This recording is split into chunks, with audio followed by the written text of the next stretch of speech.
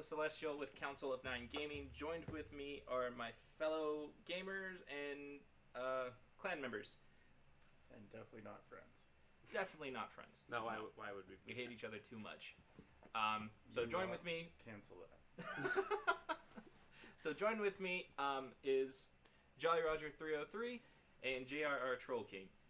So they will be helping me out and pushing along another episode of God's Speech. So we didn't do it last week because of this guy was out of town on his own personal vacay, and I didn't want to do it without him since he's been here through the entirety of all of God's Speech. So yeah. I felt that was a given. Yeah, it'd be a little weird without me here. Trust me. So humble. Mm-hmm. It wouldn't be. It just missed your top hat is all we miss. All right, well, let's start off with a disclaimer.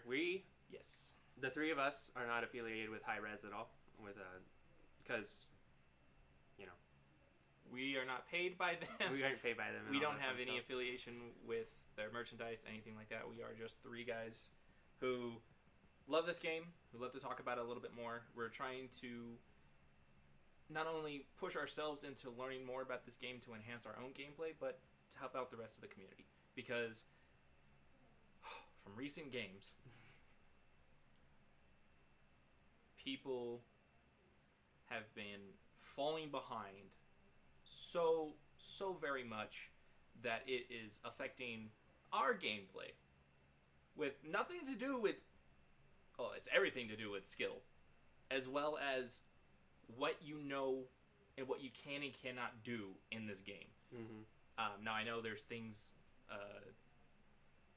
where you can get away with being janky just because of how good you are with your teammates and such, but there's a limit, and that limit needs to be redefined. So we'll talk about that a little bit later on my hatred for meme builds. just people just absolutely throwing games because they think it could work.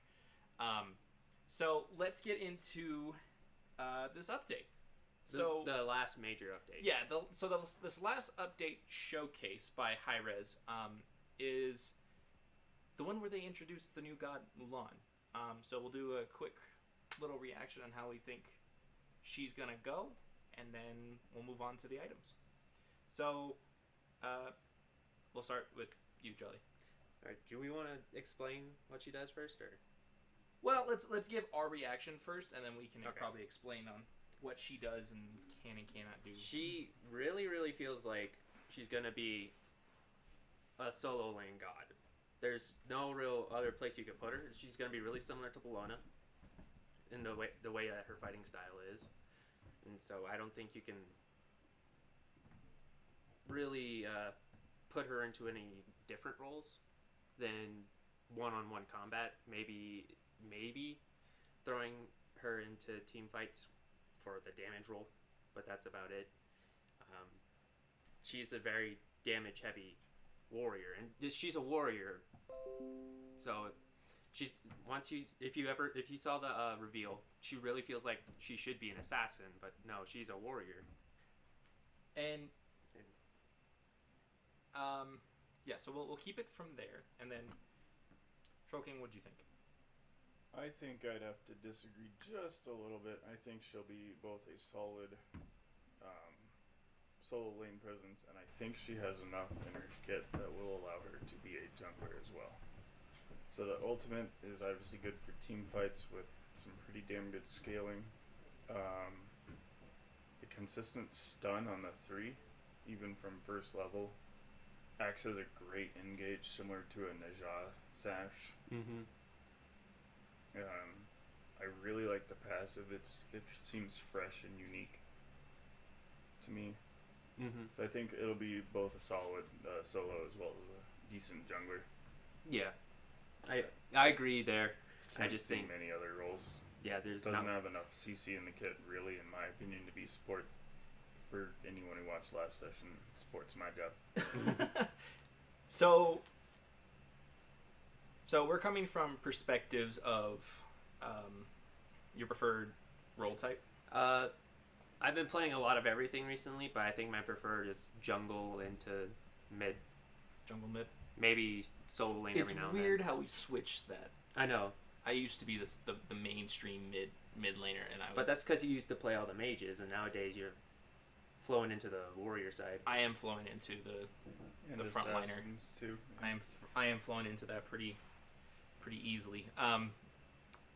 So speaking from like the mid and jungle type, and then from the support solo lane type, and then me, I guess the full out damage side of the entire group, other than the mid and jungle. Because I can either do solo, jungle, carry, mid. I can do pretty much all the damage types. I do a decent support. I'm not nearly as good as Troll King, but when I saw Mulan, I immediately knew, not only for myself, but the applications that she could be applied to is just completely insane in the jungle. She's got so much mobility. She has a lot of ways that she can clear this. She can out mobilize a lot of enemy junglers.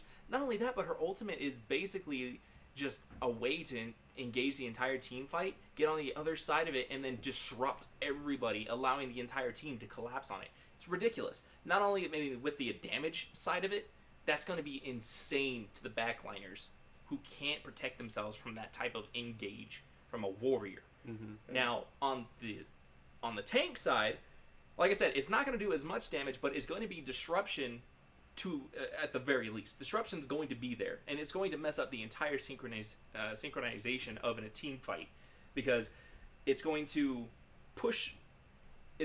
make the frontliners go forward. Mulan's going to go into the back line and then disrupt the back line, and then the frontliners are going to have to decide whether or not they're going to keep engaging or allow their backliners to be killed by the frontliner who just surpassed them. Mm-hmm. And so then you have to worry about, like, okay, well, if I'm going to focus out the rest of the enemy team so they don't collapse on my guys while this Mulan's back there, do you trust your backliners enough to kill the Mulan?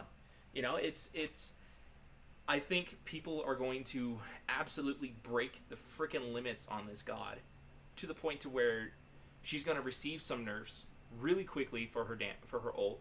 Oh, yeah. The scaling's insane on that ult. Oh, It's yeah. 940 flat before any sort of scaling, so I could see you going into like a Transcendence rush on a solo laner. Mm-hmm. Do you guys think that a Glad Shield would be a better? Do you think she's more basic attack oriented or ability oriented? No, ability oriented. Ability. For sure. Ability. For sure? For Mhm. sure.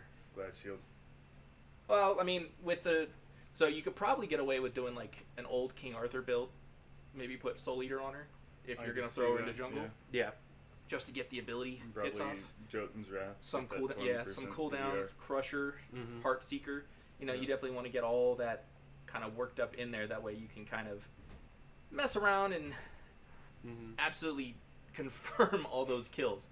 But So if any of you who haven't seen Mulan as of even yet, full tank build, doing 940 flat with just base protections on most squishies, that's gonna 2/3 health oh yeah, most the back line. So Yeah. I can see Blinkle being toxic coming from that solo lane. oh yeah, absolutely. So this is Mulan. We don't have videos on her because I personally haven't. I have the PTS, but I forgot to get on. I was busy doing stuff. Unfortunately. Busy doing stuff, eh? Busy doing stuff. Real life. Oh. But from what I saw from the update show from High Res, she does seem, if you miss her combo ability type, you definitely could be screwing yourself over.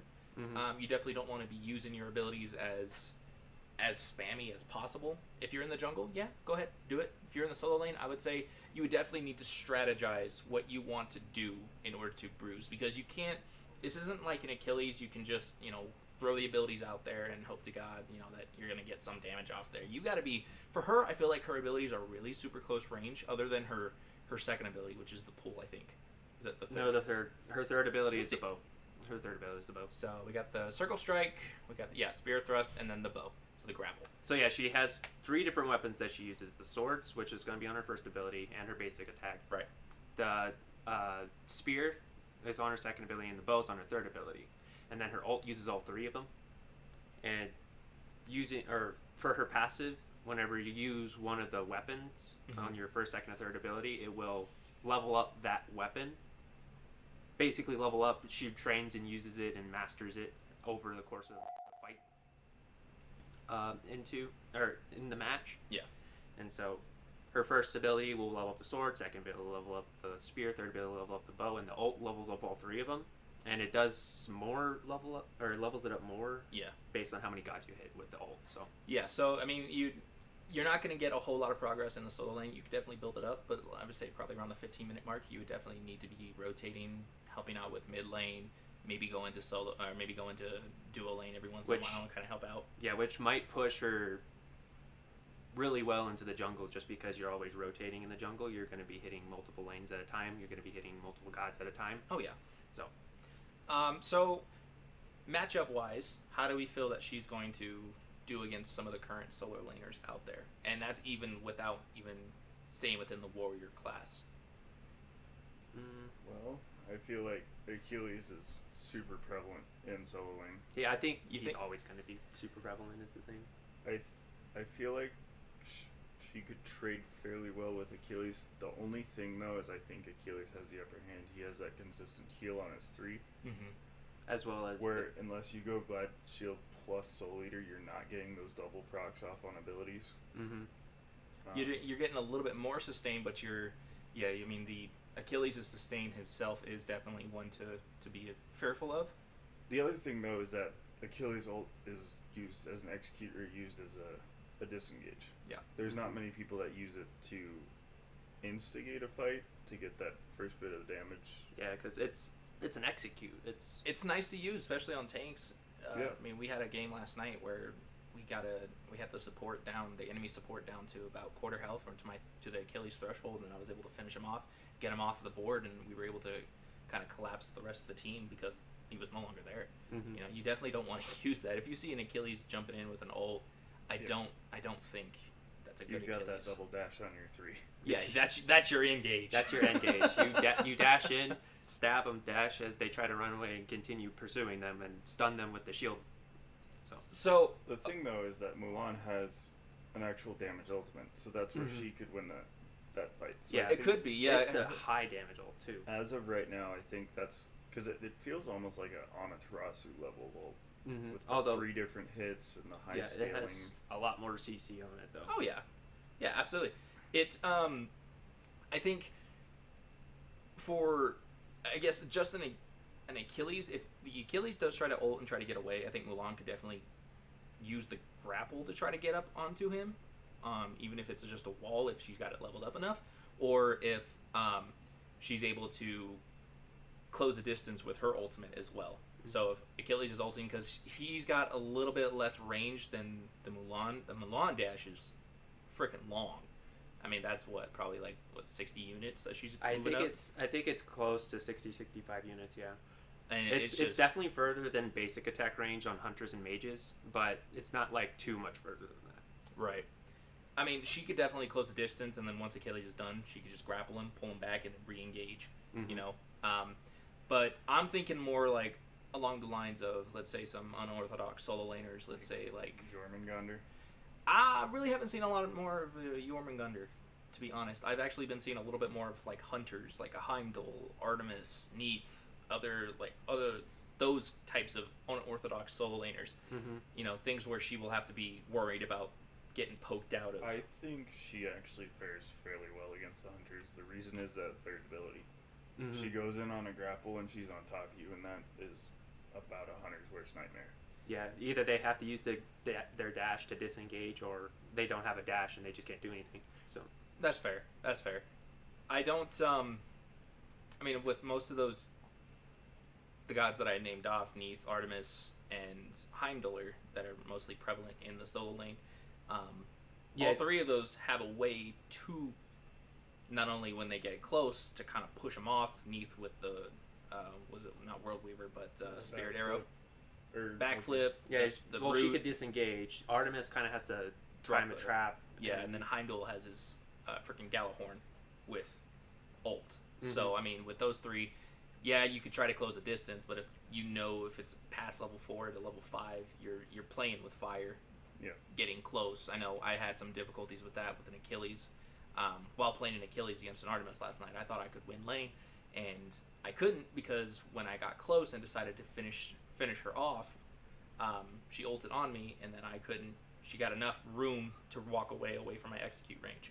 So that's my way of thinking. Is you got to be wary of like the hunters kind of deal, though, especially those three. I think because of what they can do to remove themselves from those I instances. think you're hosed though as a hunter if you dash and your dash is on cooldown against Mulan. She grapples and ults.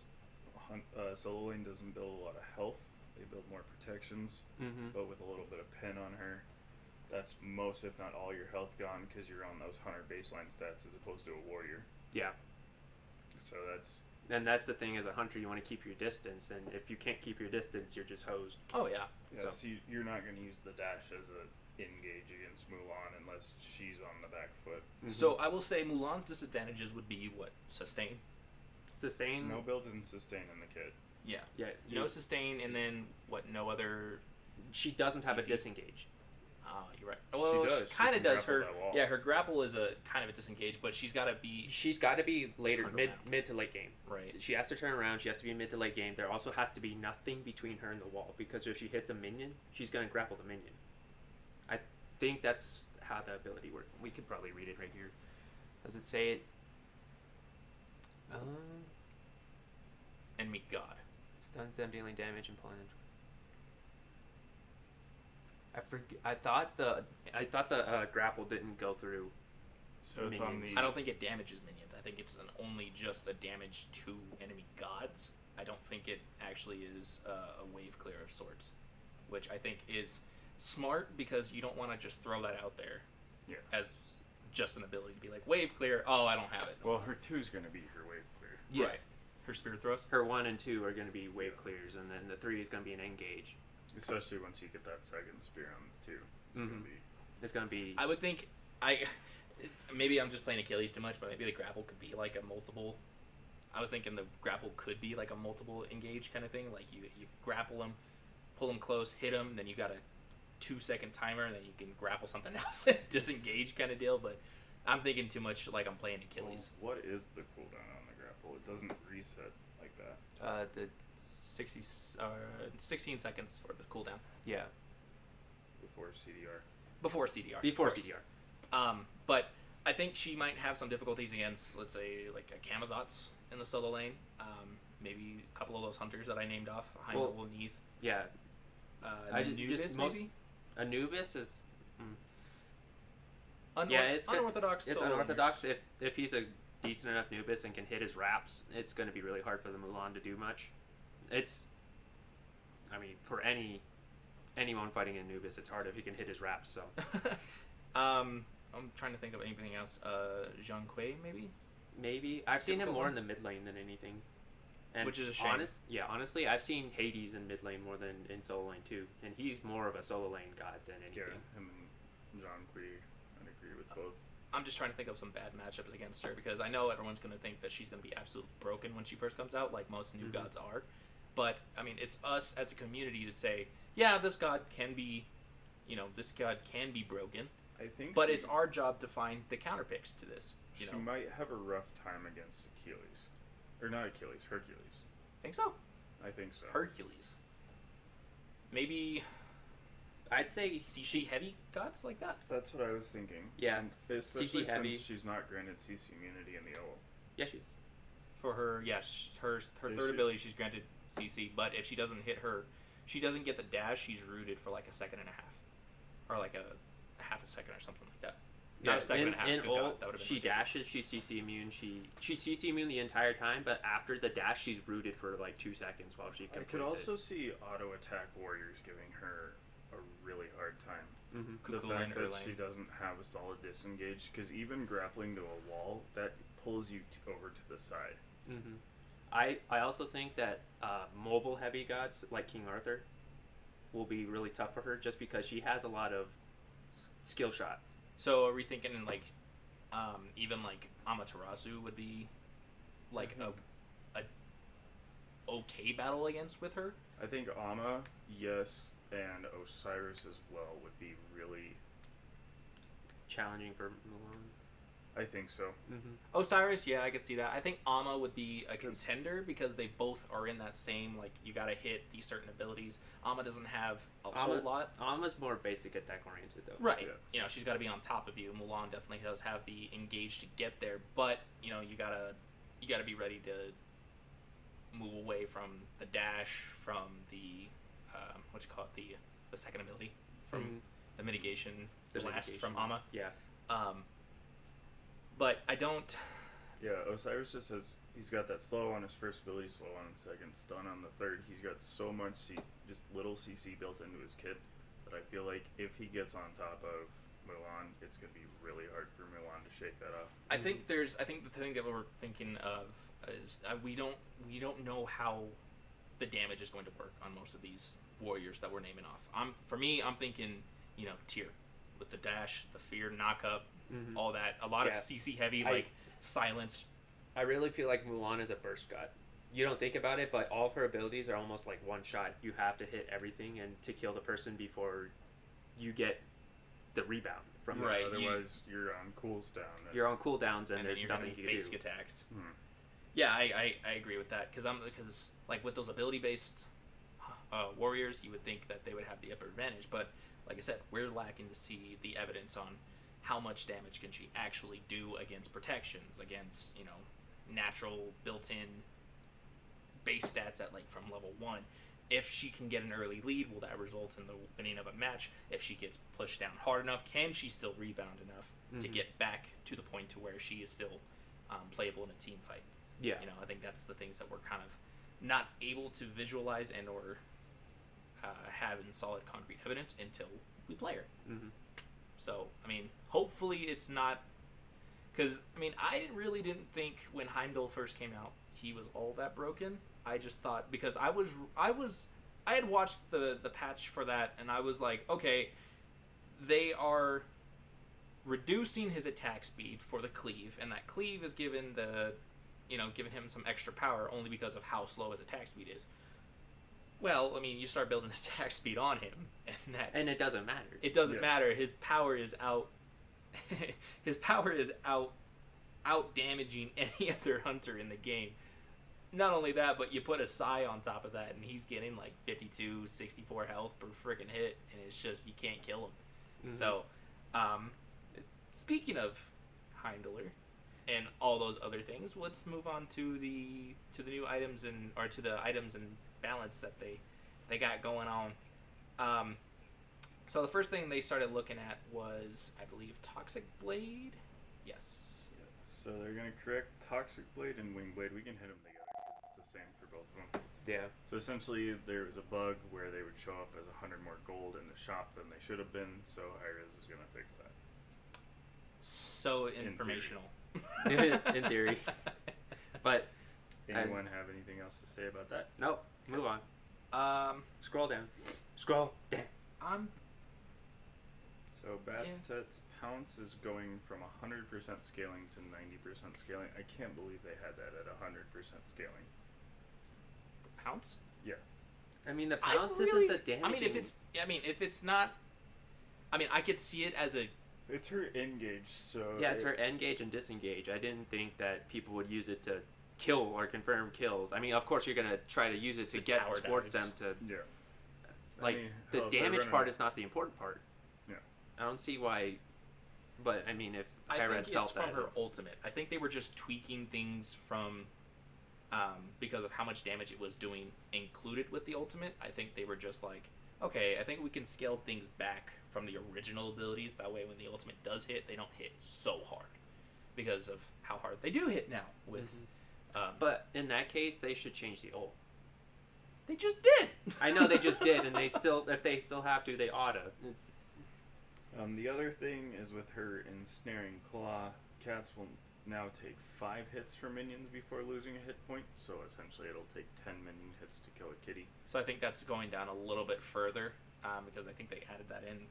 Yep. I- I just they- did both. The I think they backstab added ones in- at the same time. yeah, they added it in Oh, the patch before last one. The last one was just like small fixes and stuff. The patch before last patch was like the major updates, reveal basically, and the reveal and the major fixes. It'll Right. still be 2 basic attacks from gods. To kill. Yeah, 2 basic attacks from gods, 10 from minions, and the main reason was because whenever Bastet would throw cats into the jungle, they would die immediately into jungle camps. oh yeah. And so Don't level that up now. Currently, don't use that as your first ability. I would say go with your what you call it? Razor Whip. Razor Whip or your pounce Even because I like pounce better. Yeah, honestly, because it comes back up once you clear that camp, and then you can get to your next one faster while still getting some damage very off on true. it. So I mean, at least until this new update, I would say probably don't try to use the cats for jungle clear for now because that thing is going to get wiped, and you're going to have to wait for that thing to be on cooldown.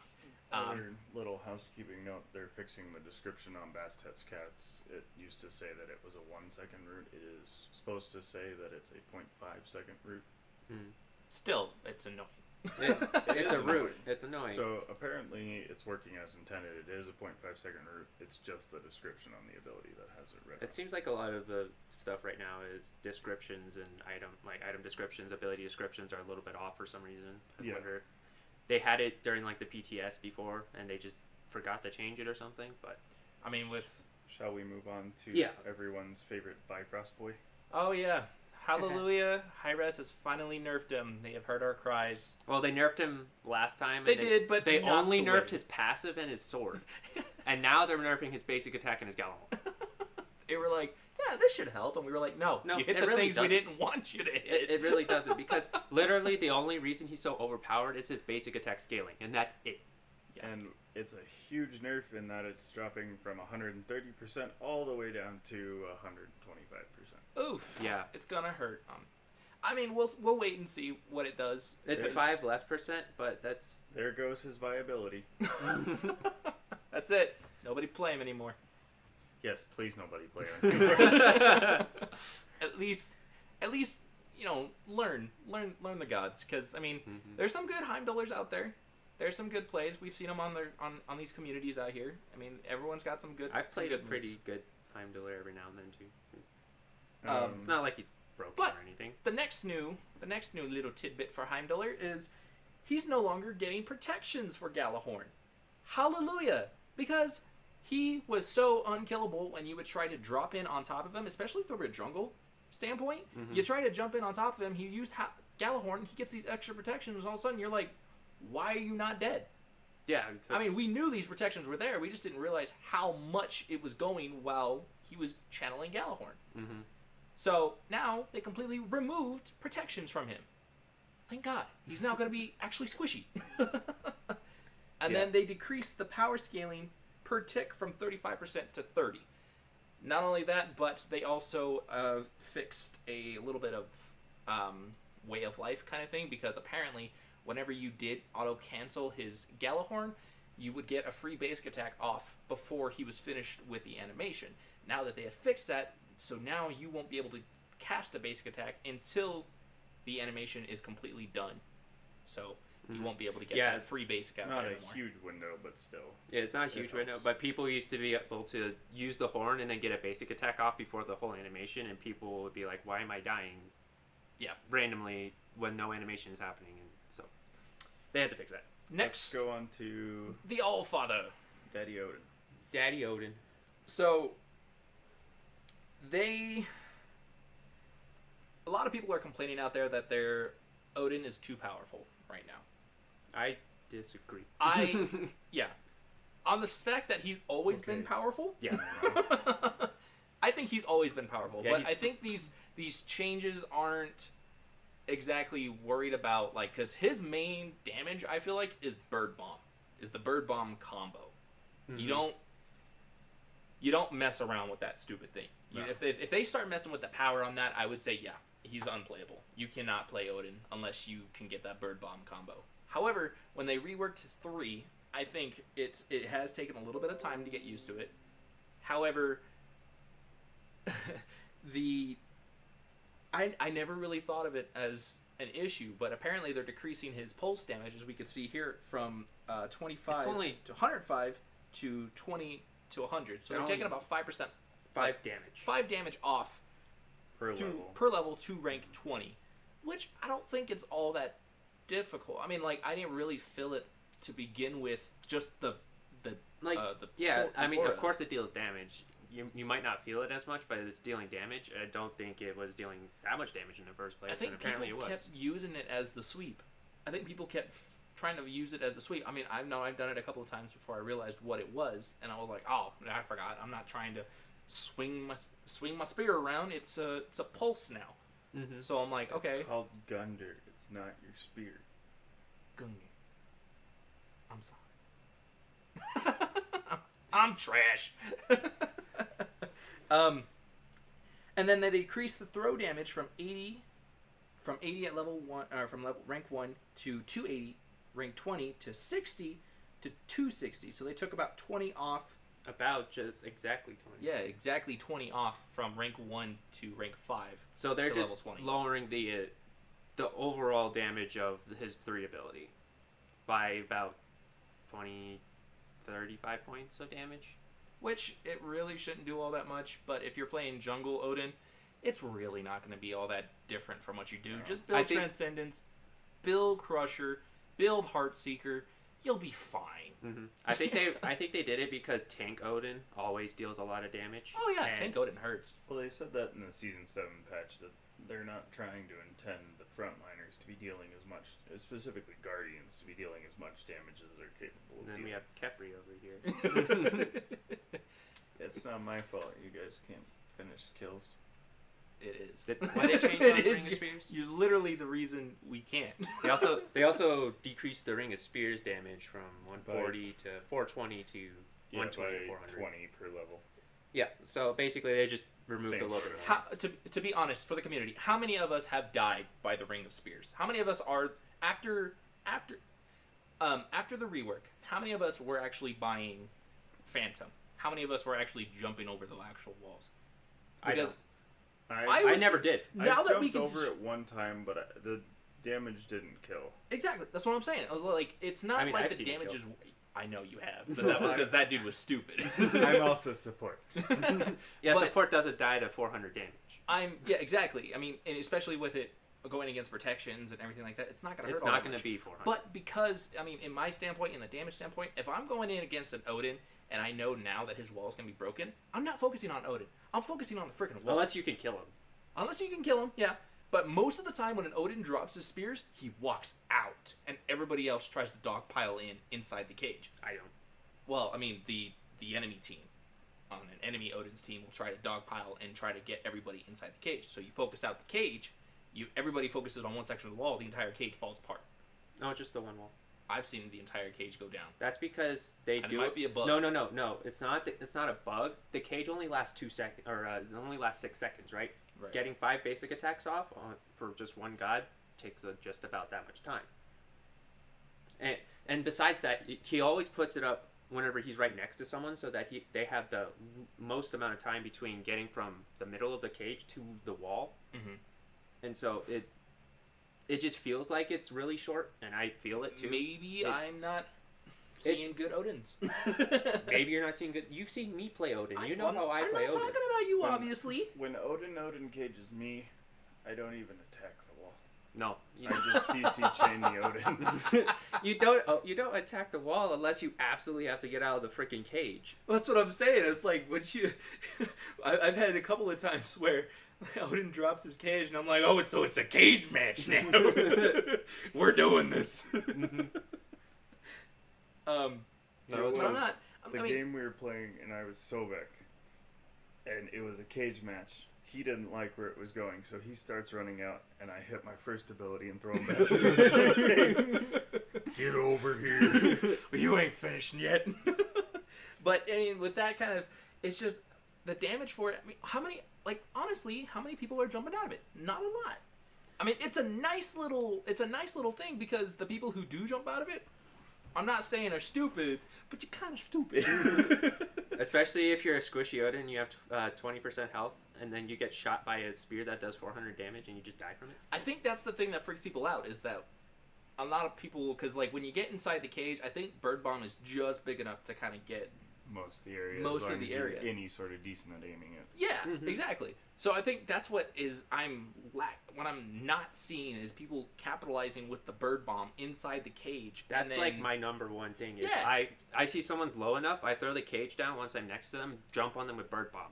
They just die. And That's I get a stack. when people make mistakes because once they get that amount of damage, they go, "Oh shit, I need to run," and then they try to jump out. And then they try to jump, but the Odin cages immediately, and then it just goes badly. And then See, they I've do seen jump the out. vice versa, where the Odin uses the bird bomb to engage and then drops the cage on them and it's gone. Yeah, you don't do that. You grab blink in, cage, and then Yep. bird bomb. It's not that hard, You guys. just jump up, and then people who buy Phantom are like, "Yeah, just walk out, smack, smack, smack, smack, smack." You're like, "That's fine. I'll just channel you." By the way, Dunk Master. Odin's Boom! second channel on his frickin' spear, Mhm. OP. I will say, it It's is OP. OP. Especially if you're going damage, Odin.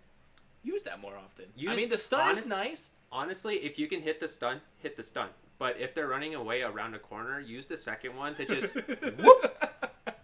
Throw that curve spear. So most of the rest of these gauntlet patches I feel like we can kind of do fairly quickly. So my favorite from the entire update is they finally nerfed Susano.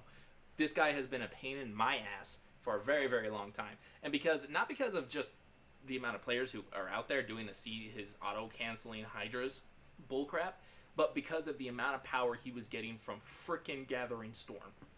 I hate it. I hate it. He was one of the most overpowered junglers to this day, other than Thor, who I cannot stand. Who Thor's right below. Who? So Thor's right below. Susano scaling drops from 60 to 40 on That's his passive. Gathering Storm. Yeah. So that's nice. And Thor. A bunch of junk for Thor. Berserker's Barrage goes from 8 to 10 seconds. That's the big one. 2-second cooldown increase on there. Decreased physical scaling on the first two hits from 40 to 35, and final hit from 60 to 50. So a lot of these next severals are just going to be decreased scaling. Right. It's just to make him a little bit more manageable in the jungle role. Ever since his reworked for his ult and his all his abilities now concurring with each other after the ult, he's been wrecking some conquests for quite some time. And I know this community, at least in my standpoint, I know he's been a pain for a while. So I think this is going to be a little bit more of a easier way of managing with a Thor versus an entire team, rather than him dropping in on the backliners and him just wrecking everybody. Next one up is Yemoja. Yemoja's kind of flown under the radar for Hi-Rez since her release, because we personally have been like, Everyone tried her when she first came out, but in everything, every role, and it was awful. from a casual standpoint, she's not seeing too much play. no, I think she's underrated, kind of like Fafnir. From a higher, like, ranked, and even, I would debate pro scene, Mr. she's Gold over here. probably actually higher than that. Diamond, it just hasn't. Mr. Modest. I Mr. have Modest. a 53% variance. Which is fucking Hey, I have a I have- 66%. I have 33 in both Joust and Duel. But Yemoja is actually really solid. You just have to know what you're doing with her. She's not a frontline support.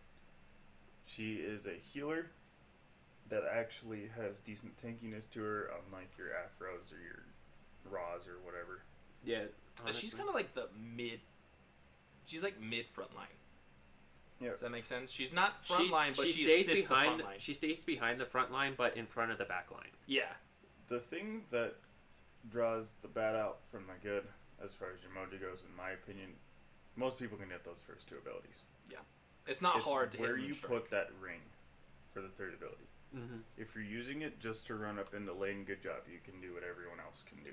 But when you're using it on the throwback, almost like a mini Ymir wall, you put it in between whoever's chasing down that carry, and it throws them back, giving that carry enough time to escape. Or you use it when somebody's trying to run at it from under tower. They dove, realized Send it they back. made poor life choices, and all of a sudden that ring's just like, oh, guess where you're going? You're given a lifesaver. Now, stop. The ultimate too is a little bit of a pain in the ass, but I mean, The ultimate, turn it sideways. Use the lane walls to block off the ends. You know, I just thought about this. Using Gimocha Ultimate and then Mulan just goes through the entire... Oh my god. Literally, the whole team's just stuck there, and so they get let's just rooted do there. all the And new then, ones. We'll do an all-around carry. We'll do a handler. We'll do a Mulan. We'll do a Yamoja. That's what we've tried doing in the past. I mean, I've asked the community, and I think I've asked a couple of people to be like, who would win when these three mages came out? It was who would win, Oleron, Merlin, or Baron, in a 3v3 in a 1v1v1 fight? Who would win? Merlin. I think it's depending. I think Oleron and Merlin would solo out the Baron first. Baron would definitely die. He would try to take someone with him, but he would die. And then Not if you from play my there, Baron. what's that? No, if you play my Baron. Well, that's what I'm saying. I was like, it really depends because Baron can kind of flex between the support / If you run lifesteal on him and you just hit someone with the second ability, Consign Spirits. Yep. then you just gain all your health back. But that's the thing, though, is that Oleron and Merlin are not going to be close enough to hit that. So you got to time them, hit them with the 3. You know, I think Merlin and Oleron would definitely, he's got the upper advantage on distance, but I think I'd have to give it to Merlin too. We're not talking Because about Merlin that. could drop over. Yeah, But because yeah, we can continue. yeah, we should continue. All right, so anyway, we were talking about Yamoja. She got nerfed a little bit. Power scaling on the Moonstrike from 55 to 45%. Decrease outer areas magical power scaling from 20 to 15. So it's, the two outers and then the inner. The big thing for me is the stun no longer scales. It used to scale from 1 to 1.4 seconds. It's now a flat 1 second at all levels.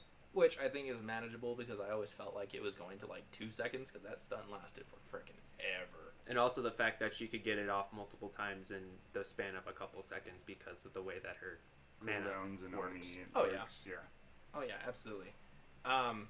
And then slight decrease on the house shield on Mending Waters goes from 40, or it used to be 40 to 200, now it's 40 to 160. So they changed the end game Mm-hmm. You're losing about 10. or late game. So this entire thing for at least gods is going to be put in. On the 25th, Or right? did we? Is that just? Oh, that's right. They did a bonus. I think they did bonus update too, like a bonus patch with this. So everything that we were just mentioning right now is going to be live on the 25th of February. So in about a week and a half, I think. Yeah, it's like the 16th today, so Yeah. 9-ish 9 days. days. Yeah. So in about a week and a half, we'll be seeing Mulan come out. We'll give our reaction. I think over. We'll probably see us streaming. Yeah, we'll live stream when Mulan comes out. So we're gonna move a little bit ahead and go items. to items because Vision Shard, despite everybody using it, who does use it, people are forgetting to replace it when we reach level 12. We've seen I've seen people go all the way to level 20 without replacing it. I know. It's like, yo, get a second relic. But it's not their fault. I mean, to be fair, it doesn't really, because the second relic is technically there. So when you walk off the plate at level 12, it doesn't tell you, hey, you need another relic. But now it will.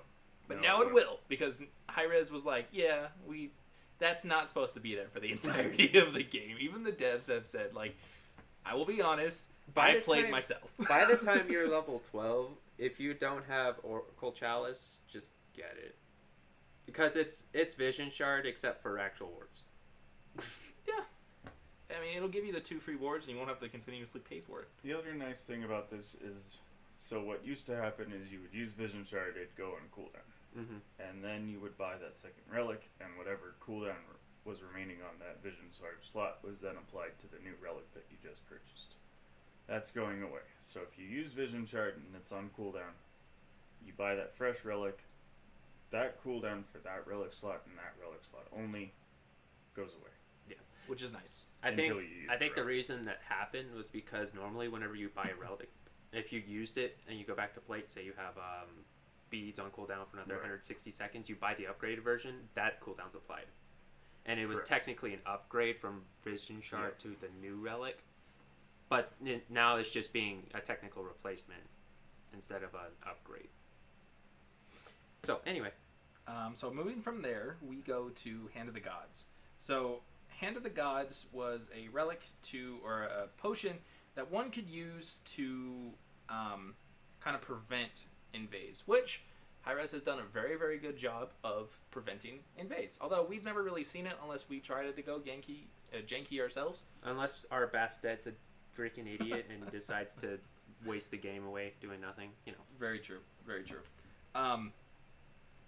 But it's now, because it was always on instant cast, it's now going to follow whatever play style setting that you have for your controller. So if you have it on normal, if you have it on quick cast, if you have it on instant, it'll follow that rule versus automatically being popped. And you're like, oh, I didn't mean to do that. Mm-hmm. Now I kind of wasted it. I was waiting to use it at a certain percentage of their health. Now you can use it whenever you need to. So moving from Hand of the Gods, we go into Spectral Armor. I will let you handle it because it is a support item, but I have never seen... You don't see it. I think you just really insulted support items by calling that a support. Yeah, I was like... It's a flex item. It's a situational It's item. not part of my core build. It's not even really considered in the optional situational items. So, in my opinion, maybe there is a spot for it. My personal builds, I've never felt that overwhelming desire for, you know what I need. Spectral armor right about now. I mean, to be fair, the stats on it were fairly decent. It's just...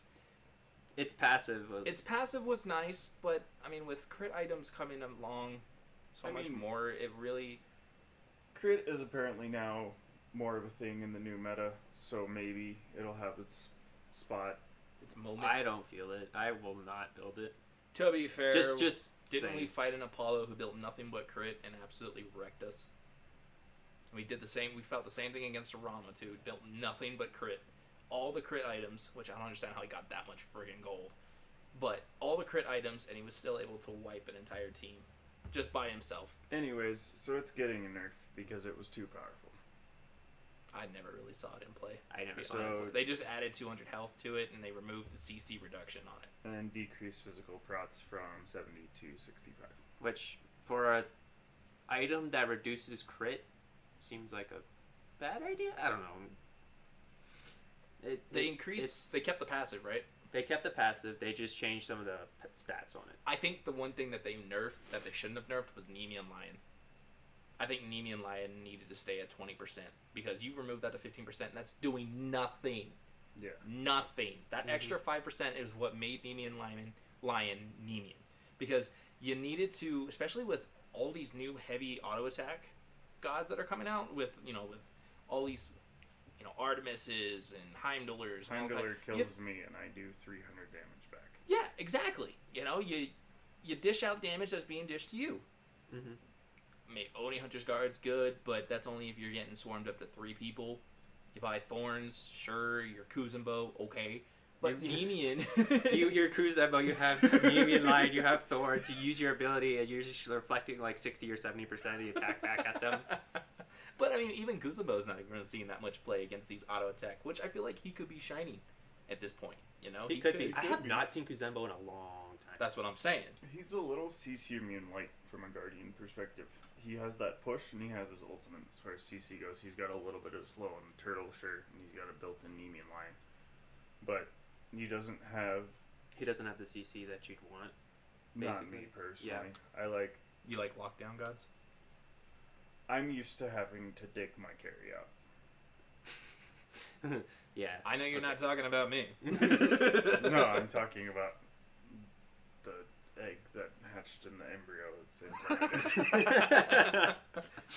Love you, Jeff. Buy boots. Let's not go into that dark times. Ugh. All right. So I guess we're going into another balance for gods. So Amuzen Cobb. So Amuzen Cobb is now going to get an increased attack speed buff from his hives, which is lovely because Amuzen has not seen any play. Very for very little for a while. I haven't seen him since like maybe the start of season 6.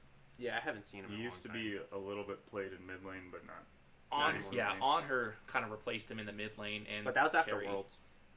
No, on her kind of took the spotlight right in the middle of season 6, and then kind of Onher's went a on. lot safer of a mid lane god to pick. Than Yeah, that's true because AMC. Onher has a disengage. He also AMC has he can spear too and stun him as well, even if he jumps on cooldown. It's just Yeah, he has a lot. He's a lot safer to pick than AMC, but AMC is definitely more high risk, high reward. Yeah. and then So- your safe hunters like your Hachiman and your Jingwei, we're really seeing that ADC role over in. The duo, yeah. It's supposed to be dual. It wasn't really. Supposed to be duo. It was rotate from duo to everything else for like after 10 minutes, but you know. So, Or from the going- start of the game if you're in the SPL. Hey, so moving. hey, wait, we're moving on. invading. Let's go. So moving on back, so like we've already kind of discussed this a little bit with Bastet. So her cats are now going to get 5 hits from minions versus 2. So now she'll be a little bit more.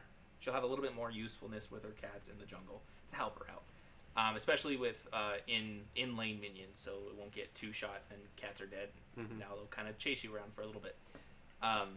So moving from best Camazotz. stats, we go to Camazotz. Now this is an interesting one because Camazotz is a sleeper currently. Yeah. He's okay in the solo lane, but I think jungle is his full potential right now. I think his built-in sustain is what makes him ridiculous because you don't really need to build sustain on him unless it's like second or last I item. would think he's very similar to I would say a physical almost Anubis. Oh Yeah. yeah. Mhm. Physical Anubis, absolutely. For sure. So last time they touched Camazotz, it was in a very, very, very good way. They gave him a nice buff, which increased his physical life steal from Who likes 8%. buff stuff? Camazotz. So they increased his physical life steal to 8% last time they touched him. Now they are removing it back down to his default, or to they had him last time 6%. to 6%. So hopefully this is they knocked him up a notch where they wanted him to be, and now they're like, okay, he's okay right now. We can put him back to where he was, and then kind of keep the rest of his power. They increased his lunge for his leap ability, so they made that so he could go over walls. So that kind of helps with a chase down. And then they decreased the buff on his vampire bats, which I didn't realize it gave a buff. I thought that was the echo, his first ability. I thought his echo gave him a power buff. I didn't remember. I didn't think Vampire vampire Bats bats is did. his second ability. Where That's he the gets one life that- steal. It will mark the target. No, it damages over time, and then it comes back and gives him health. I didn't realize it gave him a That's buff. his first ability. His first one's his echo. The echo is the one that hits them, knocks back, and if he steps back into the echo, he gets a power buff from that. That's what I had seen. That's the only buff that I know that Camazotz had, other than because I know Vampire Bats was a lingering DOT, and then when it came back to you, it replenished health as well as your B ability when you jump on things. So first ability is the Screech, the one you're Right. talking about. Second ability is Vampire Bats. So Camazotz commands a swarm of bats to fly at a single target, damaging and slowing them for 30% for 3 seconds. Then carrying back to heal. If the target is a large jungle monster, they will be marked, and Camazotz will receive a heal as well as a stackable vampirism buff that lasts 300 seconds. Oh, Marked monsters will not provide Camazotz with another stack of vampirism or an additional heal. So I think that vampirism is something that I didn't know about. So buff per stack, 4% physical life steal, and increased healing. Now it's down to 3%. Right. It's a 1% off. I don't think that's gonna hurt him all that much. No, I definitely think that these nerfs to his life regen will hurt his soloing presence, but I feel like he will still. They're still gonna play him. Oh yeah. So next we're moving on to Cuckoo. I'll let you handle him since you're the bigger Cuckoo main. Cuckoo was my boy ever since he was Alquan back in the day. Back in the what's that, like season 2 day, season 1, like 2 maybe. old. Anyway, Old. Since he was a mighty storm. Decreased damage per tick on Whirlwind. Scaling used to go 9 to 45. Now it goes 8 to 40. So you're losing 1 damage on first level, 2, 3, 4, 5 damage. because the tornado's dumb. Anyway, Which that needed to be knocked down. and if you Zephyr, actually, having played against quite a few Cuckoos, I'm so glad they're hitting this on Zephyr. Especially bots, dude. Bots, I hate bots. Hard bots that use freaking Cuckoo because they hit that Zephyr every single freaking time. So the slows, instead of starting at a 30% slow on level 1, scaling up to a 50% slow, now goes 20 to 40%. Which I think in is my manageable. opinion, is a lot more reasonable. Yeah. Because that was a lot. And then you build Gem of ISO on there, which is another 20%. you just couldn't move. Yeah. Yep. You would stand there in his tornado for literally the whole duration, and you Then- just die. Big boy Cuckoo would come from the sky, and you're like, oh no, I can't move. Kumba, do you want to take this one again? Sure. They still haven't changed his Ozim. Oh my goodness. Anyway, Kumba. This nerf doesn't need to happen, in my personal opinion. It's okay. So Epic Uppercut does a whopping crap ton of damage as it stands now. It is seriously about the best way to solidify a kill. You blink ult, and that poor little mage that's running away. He he goes gone. bye-bye. He gone. Yep. I've been on the receiving end of a Kumba ult, and you're just like... Yeah, I So- guess. Bye guys. The only part of this Playing that's getting nerfed is the landing damage, not the actual knockup damage, which I guess there's glass half full. Fair enough. Instead of being 250 to 650 on scaling, it's now 200 to 560. So Was it 650 before? it was. That's Good a lot. God. That's a lot. That's almost Mulan. And that's the landing damage. That's the landing damage. That doesn't even count knockup damage. I know, that thing hurts. Ring toss. So Najah's hasn't been balanced for quite some time because we believed he was balanced. And I remember the last time they actually balanced this guy, they increased the slow, On ring toss. the slow stacks. But it was, rather than it giving a flat 25% slow on it, it just... was 2 stacks of 12.5%. Yeah, every time it bounced. Mm-hmm. What I didn't know is it gave it protections debuff on those it hit. Wow, yeah, that's interesting. Yeah. So when you're in lane with another person and there's no minions and you get 8 ring bounce tosses on you, And you're like, oh god. and you get smacked from a Nezha support, you're like, there is no way in hell you should have been doing that much damage. And then That is why. and then you read the ability and you're like, wow, what? You basically removed all my protections. Yeah. Congratulations. Yeah, all right, the old one was 10 to 14, and now they're changing it to 5 to 13. So I think it was really that early game presence. Early game presence, yes. Because what they're focusing on is they're focusing on support Nezha. They're not focusing on jungler Nezha. This will still help jungler Nezha. Jungle Ninja doesn't use ring toss for... That's his clear for camps. Yeah, it's clear for camps. It's not his engage. He uses Sash to engage, and normally that either kills them, because he just deals so much damage, or that's after you ult them, you just sash them after you jumped away from them, so that you're still engaged if they didn't die from the ult. So Yeah. And ring toss is only a supplementary damage dealing. Wind and I- Fire and Wheels decrease damage per hit from 30 to 110 scaling down to 20 to 80. So once again, this was from a standpoint of support Nezha. It didn't matter what items you built on Nezha when you were support or in playing the support role. you would still chunk whoever you were hitting, regardless of your items. Mhm. So they said, let's not do I that. don't Let's not see do the that. problem with that. No, obviously not, because apparently, you could just get away with dealing that much damage. However, Fenrir support. he is getting increased physical power scaling on that from 30 to 40%. But as we've seen previously, they introduced this on King Arthur because he was doing true damage. Mhm. So they put physical power scaling, and that kind of knocked him off the pedestal for a minute, and he was like, "I'm fine, I'm cool, I got this." Next, Nike. So our boy Pricey is slowly but surely they're getting to that point to where they're removing her back to her good old days. I don't know if they're ever going to restore her passive because That's the only way they're gonna do it, though. If they restore her passive back to what was it, like 8% at Just- full stack? just a plan of action, period. If they remove it and bring her back to plan of action days, that's the only way she's going to be normal again, because I don't think Nike is in a solid state right now. Yeah, Nike is. Very rarely do we ever see a Nike in Yeah, Conquest. even when we do, it's not that she's bad at all, but If she She's is going to be in very- Conquest, she has to be support. She cannot play solo lane. She doesn't have enough to deal with people, especially against auto attack warriors. Price is gonna speak up at any point now. Just be like, "What are you talking about?" Well, I mean, like against like warriors like Erlang, Cuckoo, Achilles, maybe even Hercules. I mean, it's her second ability. Her. Hey, there he is. Told See, you. he agreed with me. Can't solo anymore. Yeah, but You yeah, can't. it's hard to solo with Nike just because she doesn't have the tank aspect that she used to have. Well, she does have the tank aspect, but it's too tanky. She can't. She doesn't have enough damage to deal with these warriors that are now playing in the solo lane. Not to mention, I mean, like if it's a hunter in the solo lane, yeah, do it. You're more than welcome to fight that. But I mean, if you're gonna win, I don't know.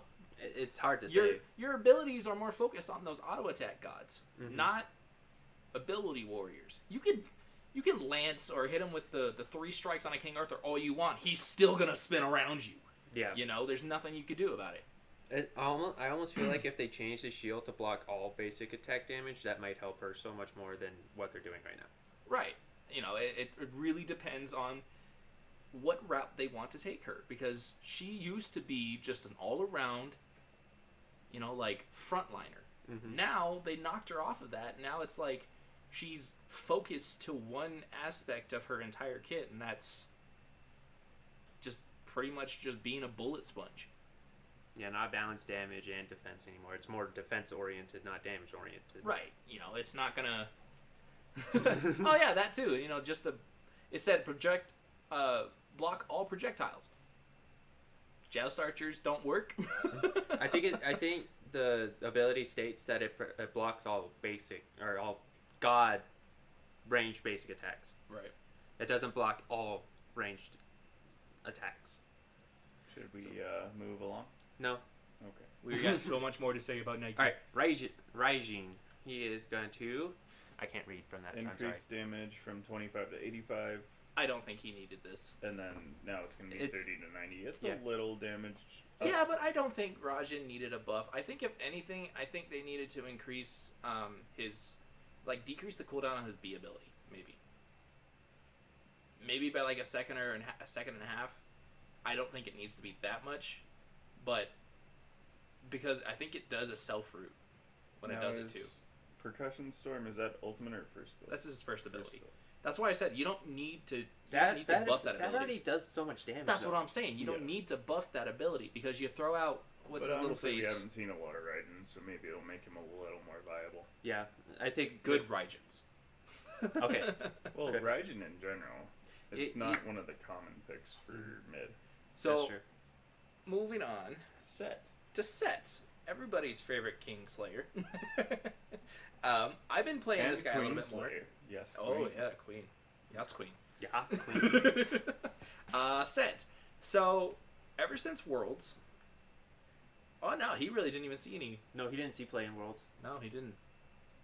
So he was really prevalent right before Worlds. Right before Worlds, and then don't know if nobody played him in Worlds. Yeah, I don't know if they nerfed him. I don't know what they did to him, but all of a sudden he just wasn't being played. I don't think pro people like Set.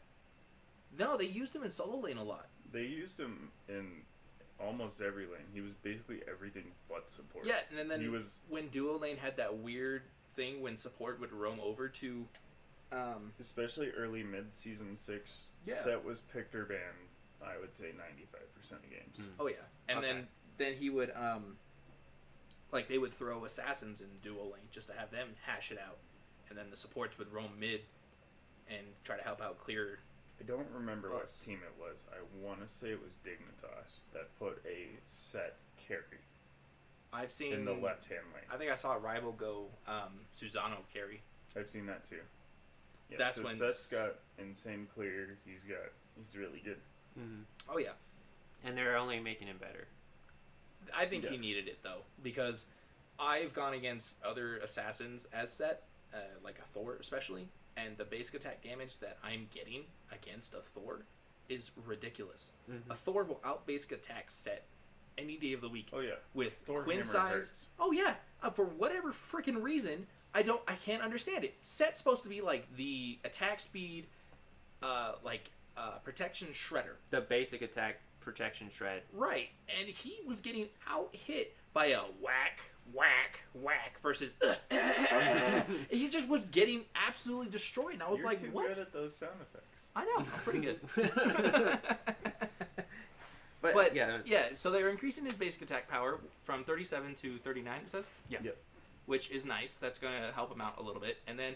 I don't think he needed this. I think he needed a buff to his Kingslayer or his Sandstorm, but they're increasing the damage to skewer. We'll take what we can get. 70 to Right. 230, 270 to 250. So a little bit more in the late game.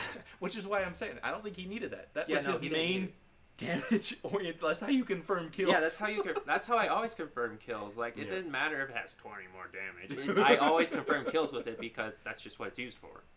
Everyone's Vamana. the big Everyone's baby. favorite big baby. Vamana or Vaman. It's pronounced Vaman in Hindi, but So whatever. now his ultimate is what they were looking at. So they're increasing his shield from 0.6 6% 6%. to Yeah. 1%. to 1% per tick. So now his health's gonna go.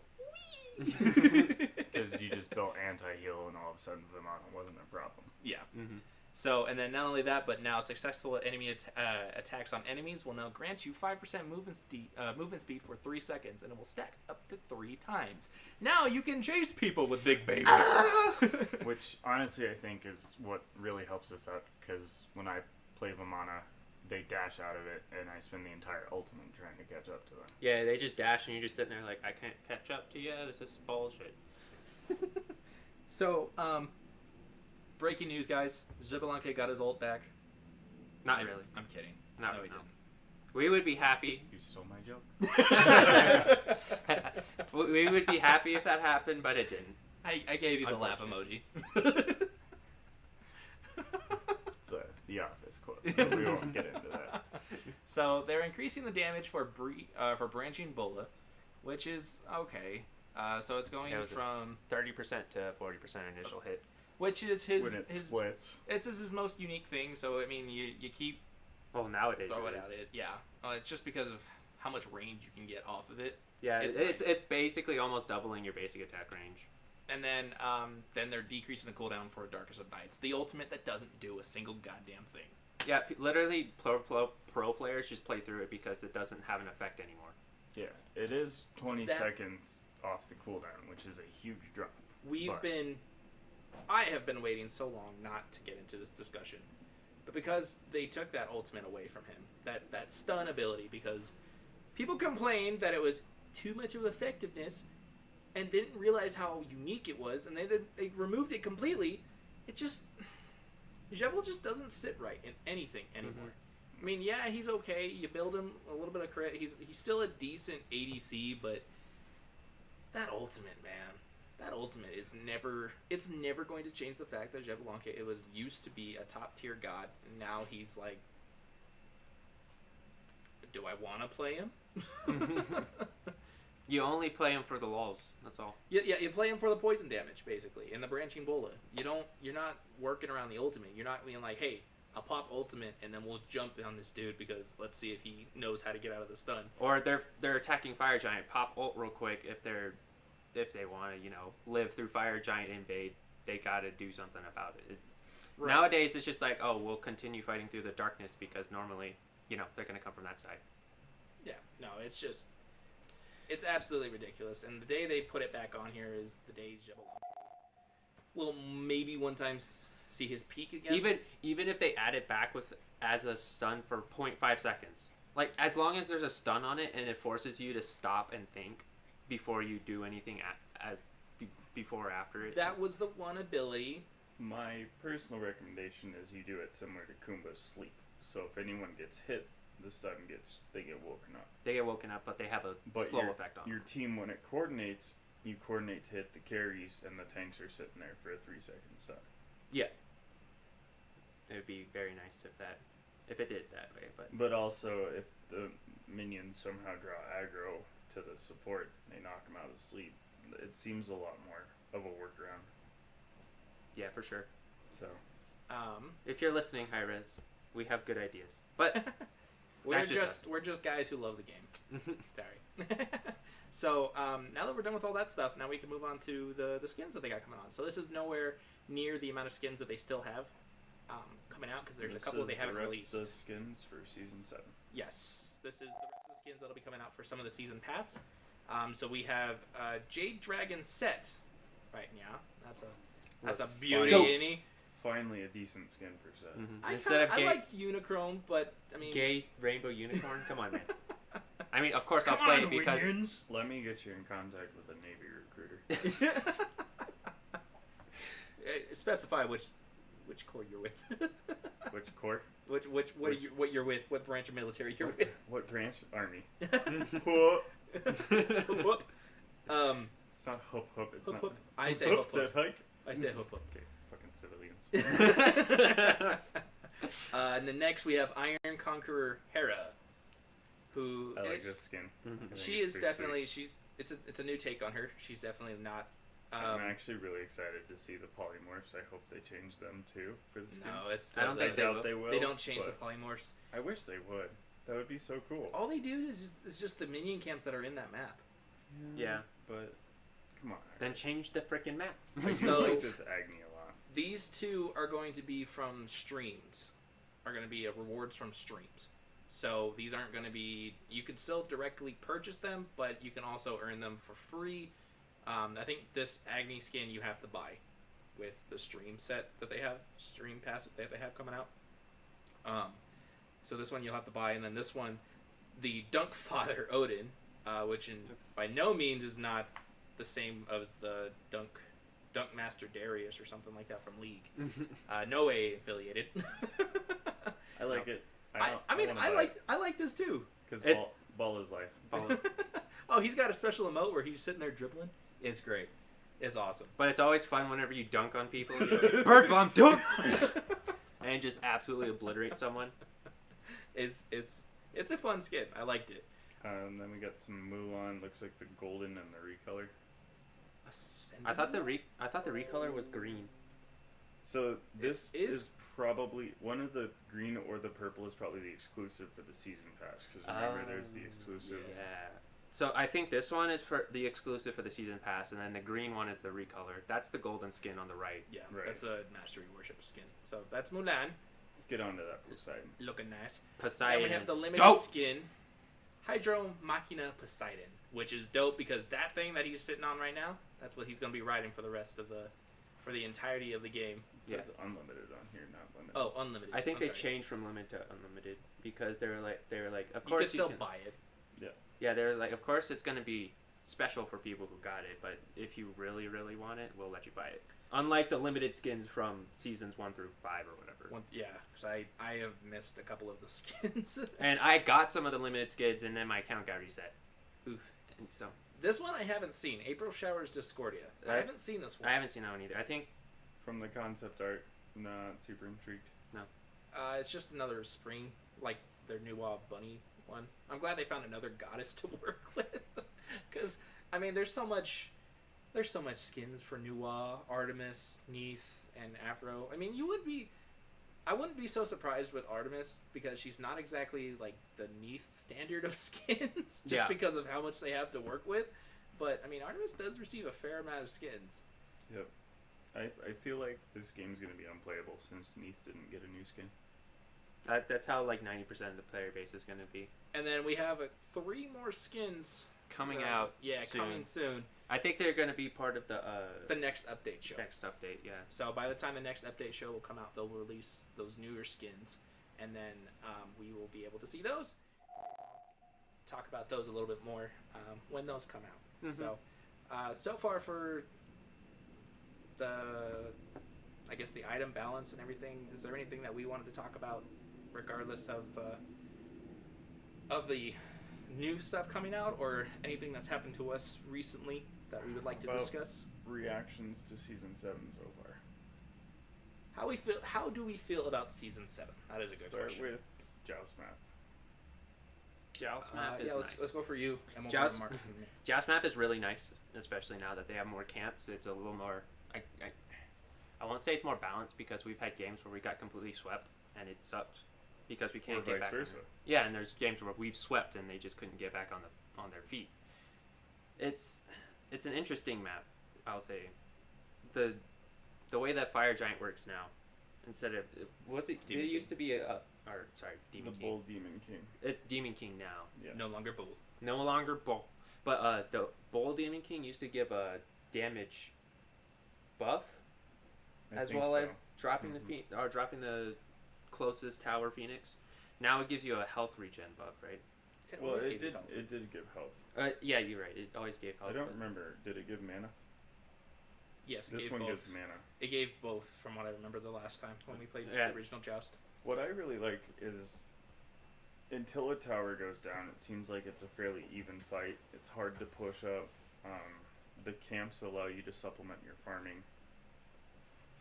I feel like Phoenix, once somebody loses their tower, unless that next push you can get their tower, it feels like you're kind of sitting under Phoenix for almost eternity. Mm-hmm. You can turn it around, but usually Phoenix falls, and then Titan just falls way too quickly. That would be my concern as well. Yeah. I think once you get to Titan defense, there is no defense. Because you can't...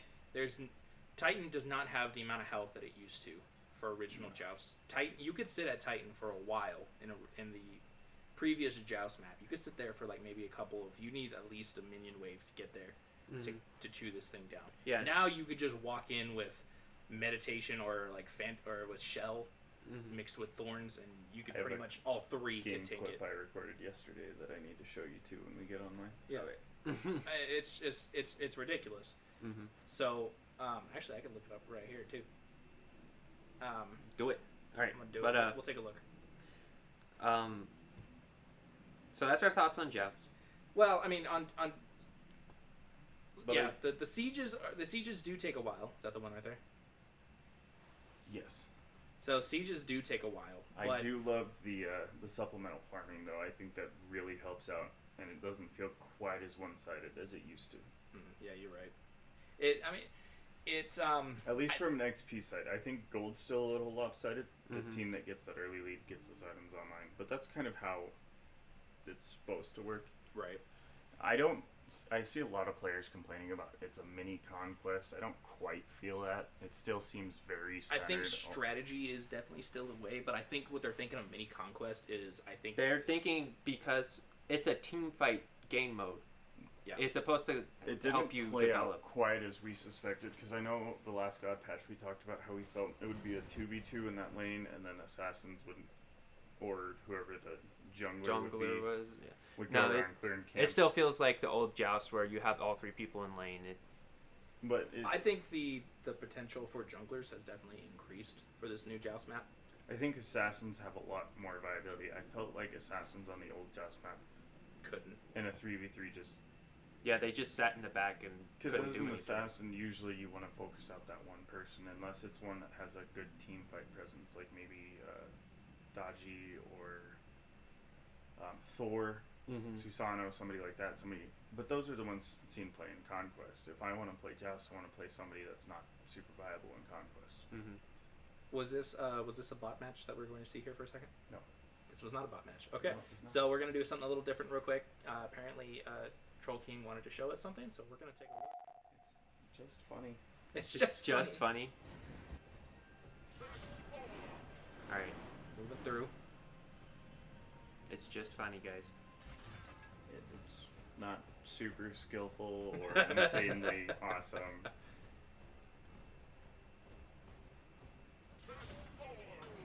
That was a short cooldown. Yep.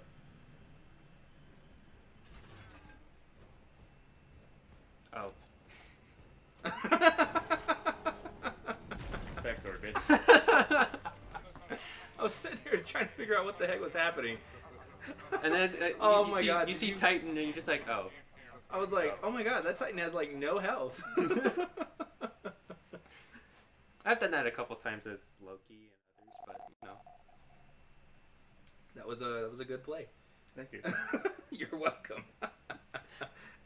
Walk up, whack. Well, that's why I died, is because they CC chained me in front of the Titan, and I got it so freaking low. I was like 2 autos away from killing it. Mm-hmm. So I'm like, I'll just Why not? spawn and I just run did that. there. How are they not going to expect it? I was expecting all 3 of them to be on Phoenix line, trying to keep me from going past. Do you Oh, have if you're anything if you're looking recently? for me, I don't have anything recently. Yeah, no, nothing recent. Sorry. That's okay. What's this one? I don't know. What is this one? Why did I record this?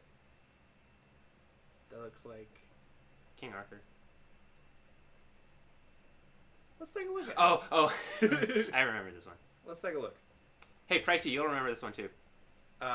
So we'll show a clip from each of us to show our kind of skill levels. Yeah, this is me as King Hi, Arthur. that was me. Ah. Super close up. Hi. Get that outta here. Get that BS out of here. Anyway, All right, well, let's take a look. My only skill level is stealing the Titan. It's that low. That's the only thing I can do in games. unless Who was all in this match? Is it us 3? I was playing King Arthur, I think. Zeus looks like it was. My No, cousin. wait. Oh, this is a whole 5-minute clip of me owning face as King Arthur because Yep, King that's Arthur my- was broke that's back my in the cousin. day. I didn't get me there. Yeah, pretty sure that one's you.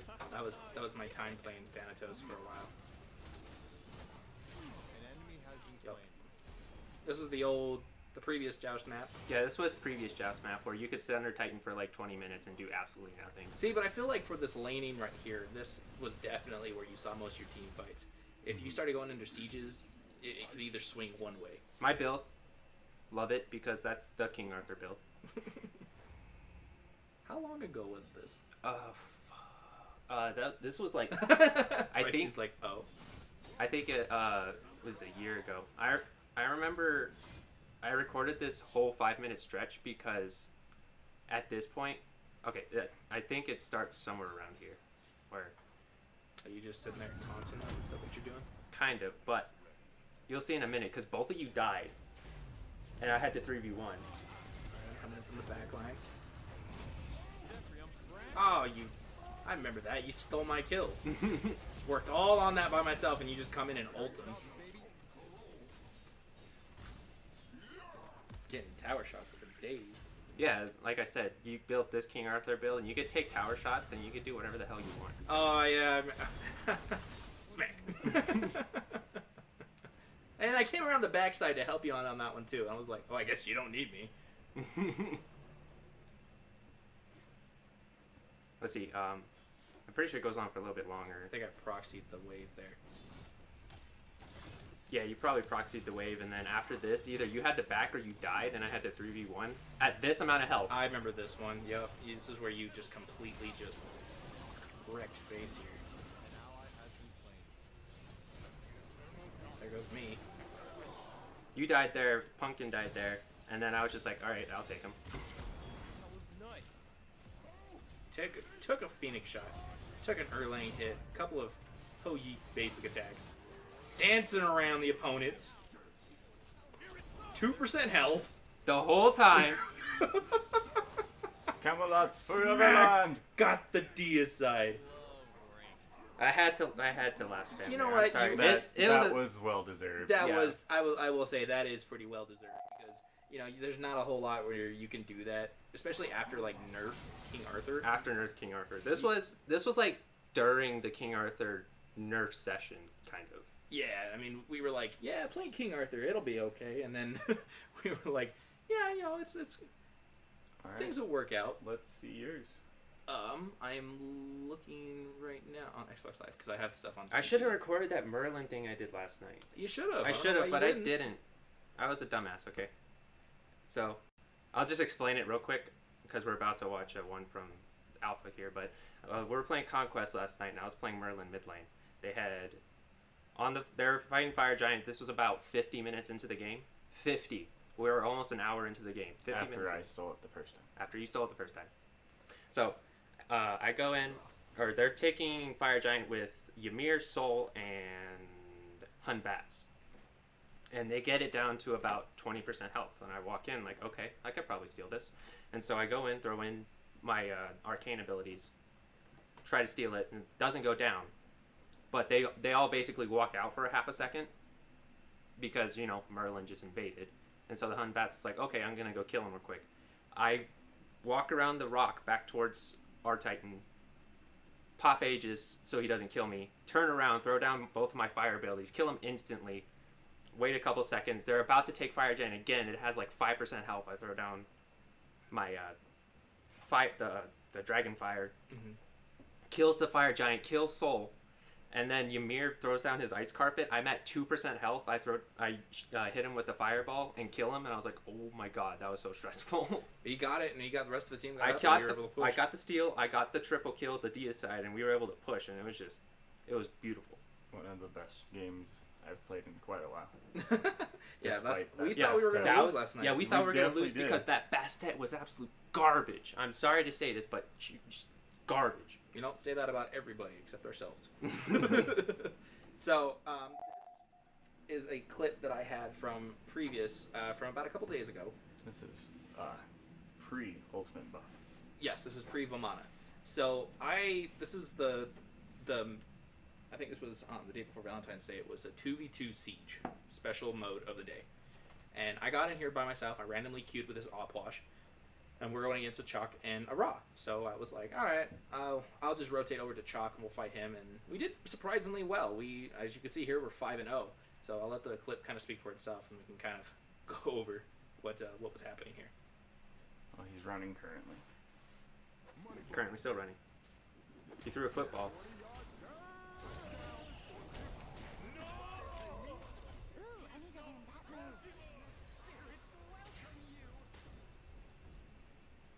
I was thinking the hell out of this game. I can see. I mean, not to mention, I only had Glad Shield, so that's the only defensive item I had. I was really surprised I was living through it. I mean, I was using mana like a mother through this game.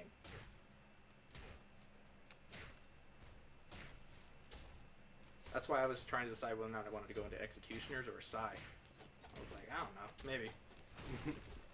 And I was like, all right, Chalk's coming back. I was like, no, that's Ra. Why did Ra pick up Teleport? It's like, that's fine.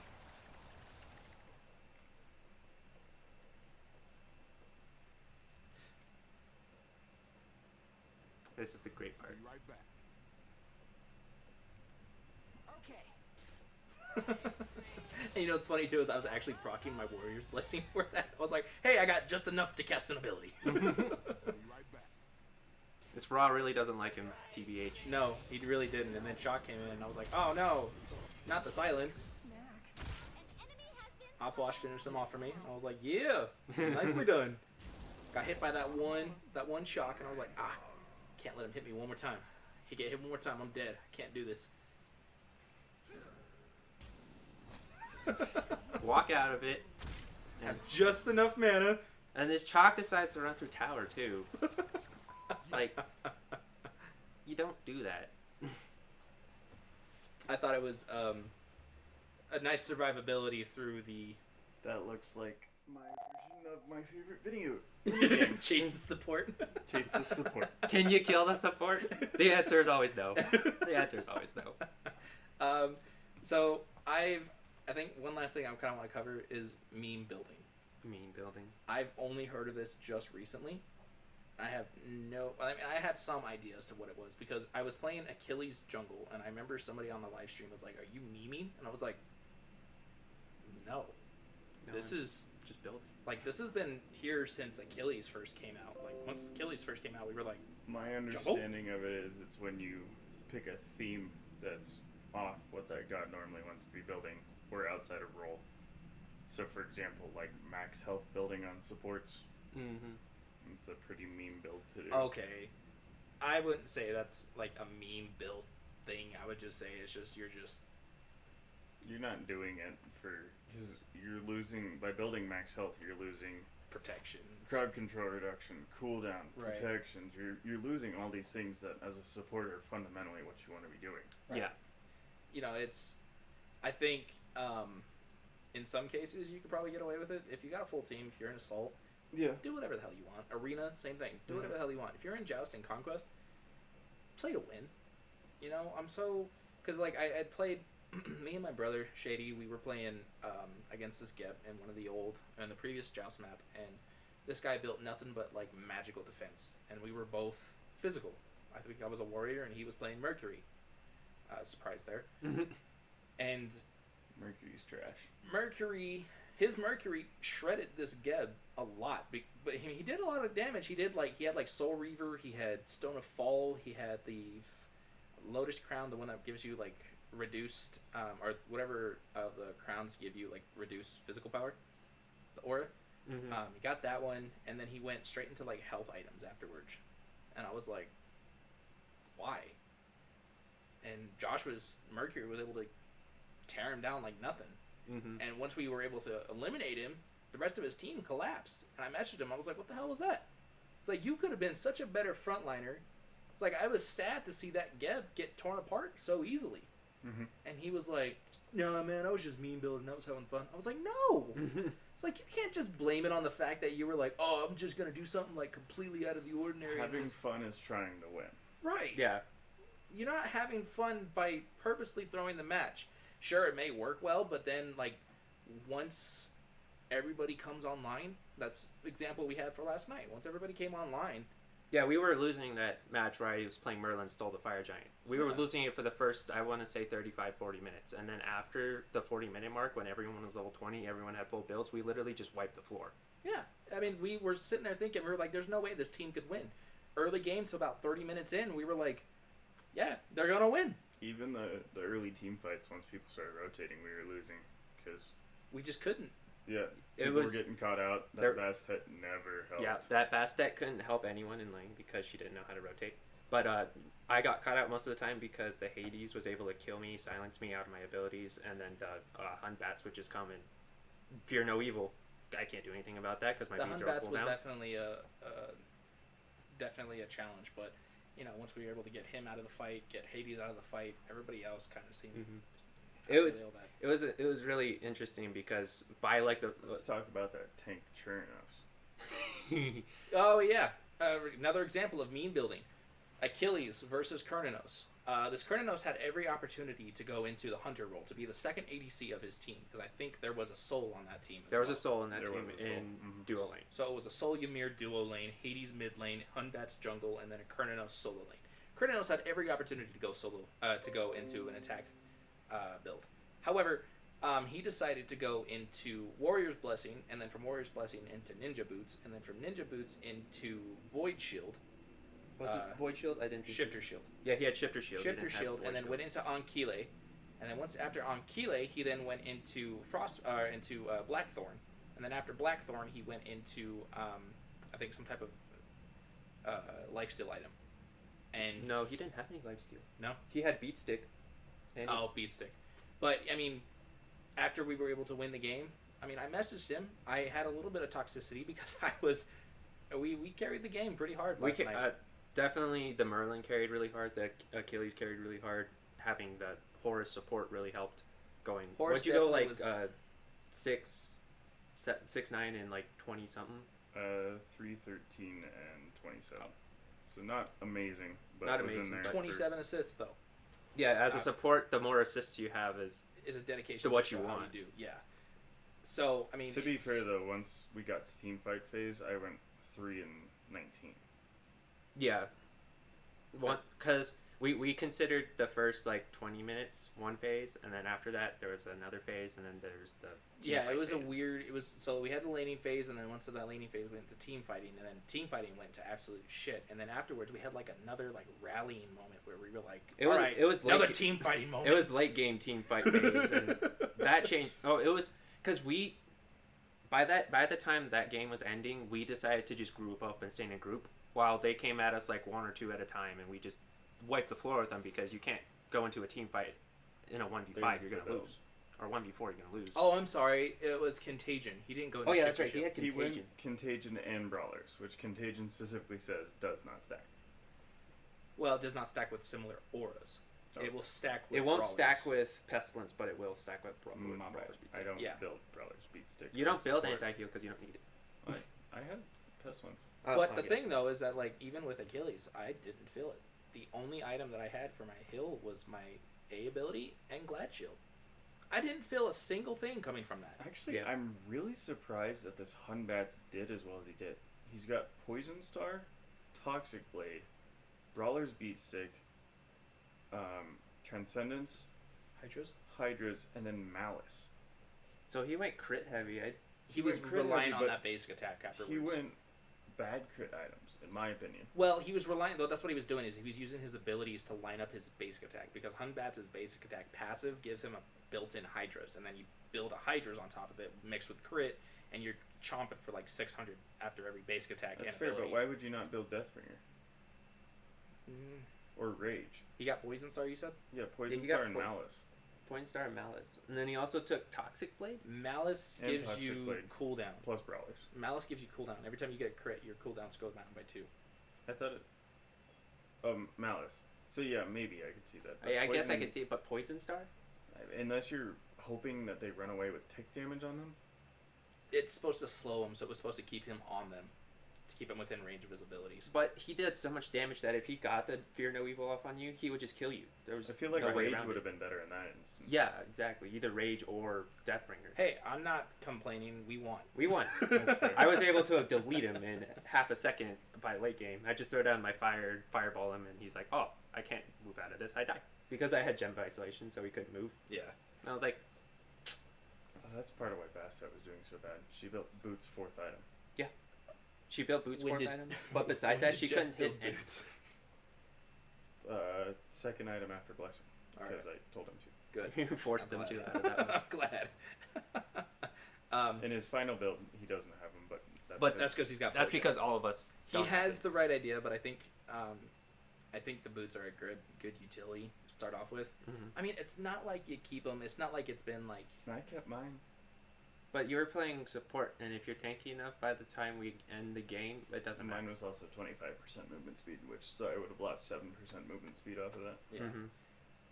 Um, Yeah, if you're running regular boots, if you're not running like Travelers or Talaria boots, because there are arguments to be made to keep Travelers or Talaria boots, but if you're running any of the other 3 boots, just get the potion. Yeah. So I think that wraps it up pretty much for this episode of God's Speech. Yeah. Let's get I think online we're and pretty much getting a little antsy just sitting here. So we're gonna end it here. get online. But if you guys kill have some any peoples. questions, yeah, we're gonna get online. So Yeah, we'll get on. Whoop some booty. If you guys have any questions, please feel free to comment on here on the stream. I'll be sure to look back on it and take a look and Yeah, see you what can your comment on questions the are. stream. you have We'll We're also under Council of 9 Gaming on Facebook, so if you have any questions, we can also answer them there. answer it and then on Mixer as well for mixer.com/Alpha Celestial. I know it's only going through just my name. That's only just because I stream it through the Facebook page as well as through my own Mixer account. In case anybody else through the Council of 9 wanted to go through, we have our own separate accounts. Yeah. So that way I'm not hogging up the You're still channel hogging itself. it, what do you mean? I never said you guys couldn't stream. Yeah, and we never said we wanted to. Fair enough. I've tried giving you guys the tools. Oh yeah, no, he said I'll that. streak. Let's not streak. Well, we'll end it. We'll end the stream here, so we don't have to see that, or you guys don't have to. We might be unfortunate. I'm gonna go run and hide in my bathroom. So you guys have a good night. That's the best place for Good it. night to wherever you guys are. If Say it's goodbye. nighttime, it's like.